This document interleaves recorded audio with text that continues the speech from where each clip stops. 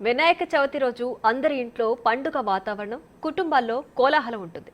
But అక్కడ మాత్రం scene reverse లో ఉంది. ఎక్కడ అనుకుంటున్నారా? ఇంకెక్కడ, దువ్వాడ గారి దర్బార్లో. ఇంట్లో ప్రియురాలు, ఇంటి బయట ఇల్లాలు అన్నట్లుగా సీన్ మారిపోయింది.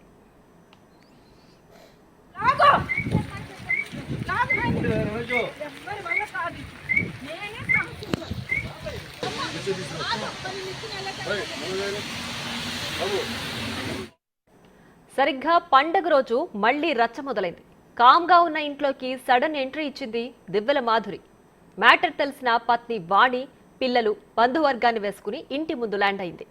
ఇక సీన్ రచ్చరచ్చగా మారింది.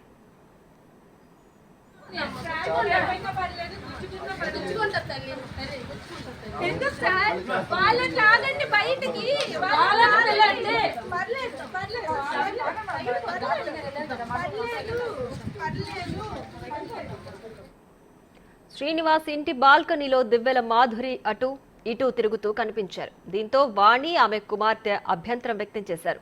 బంధువులు, పిల్లలతో కలిసి ఇంట్లోకి వెళ్లడానికి ప్రయత్నాలు చేసింది వాణి. ఆమెను ఆపడానికి పోలీసులు తీవ్ర ప్రయత్నాలు చేశారు. ఇల్లు తమదని, మాధురి ఎందుకుంటున్నారని నిలదీశారు. మాధురిని వెంటనే బయటకు పంపాలని డిమాండ్ చేశారు. అయితే ఇంట్లోకి ప్రవేశించేందుకు కోర్టు అనుమతి ఇచ్చిందంటూ చెబుతోంది వాణి.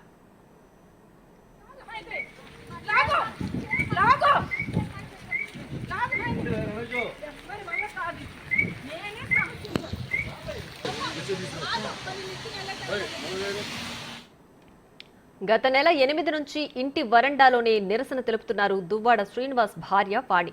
భార్య, పిల్లలు బయట ఉన్నా ఏనాడు ఇంట్లోకి ఎంట్రీ అవ్వనివ్వలేదు శ్రీను.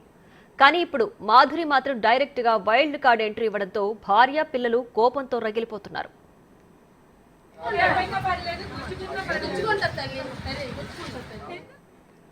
అసలు సిసలు ట్విస్ట్ ఏంటంటే, దువ్వాడ శ్రీనివాస్ ఉంటున్న ఇంటిని మాధురికి రిజిస్ట్రేషన్ చేశాడు.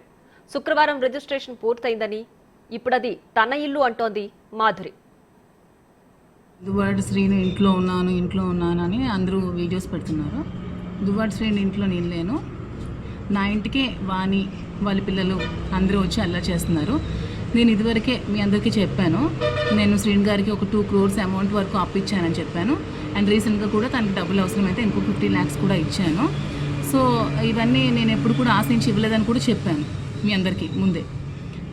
కానీ ఇప్పుడు శ్రీను గారు ముందు కట్టిన ఇల్లు ఆక్యుపై చేసుకుంది, ఇప్పుడు ఈ ఇల్లు కూడా ఆక్యుపై చేసుకోవాలని మళ్ళీ చూస్తుంది. కాబట్టి నేను శ్రీను గారికి వెళ్ళి అడగడం జరిగింది. అడిగినప్పుడు శ్రీను గారు, నేను నీకు అన్యాయం చేయడం ఇష్టం లేదు, నేను అమౌంట్ తిరిగి ఇచ్చే స్థితిలో లేను, కాబట్టి ఇది నా సెల్ఫ్ అక్వైర్డ్ ప్రాపర్టీ, నా కష్టార్జితం, సో నేను నీకు రిజిస్ట్రేషన్ చేసేస్తానని చెప్పడం జరిగింది. సో నేను లాయర్లకి వాళ్ళకి కూడా కనుక్కున్నాను, సెల్ఫ్ అక్వైర్డ్ ప్రాపర్టీ ఎవరెవరికైనా అమ్మొచ్చు అని చెప్పారు. సో శ్రీను గారు నాకు నిన్న 11:40కి రిజిస్ట్రేషన్ చేయడం జరిగింది. ఇది దాని డాక్యుమెంట్. నెల రోజులుగా ఇంట్లో ఎంట్రీ కోసం వాణి తీవ్రంగా ప్రయత్నిస్తోంది. కోర్టును ఆశ్రయించింది. ఈ నెల 5న టెక్కలి కోర్టు వాణి ఎంట్రీకి ఓకే చెప్పింది. దీంతో కోర్టు తీర్పు వచ్చిన రోజే దువ్వాడ శ్రీను ఇంటిని మాధురి పేరుపైకి మార్చేశారు.